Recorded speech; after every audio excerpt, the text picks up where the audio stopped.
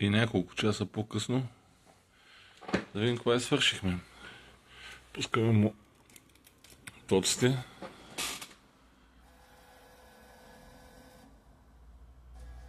Хоп. Няма премигвания, няма чудинки. Доста по-бързо изгрява. Нека да сама ще работи или няма ли да работи. Какво ще става. И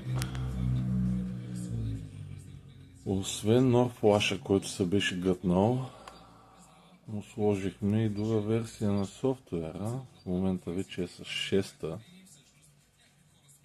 Преди това беше 7-ма. И така, в общия случай, това ще го бъде.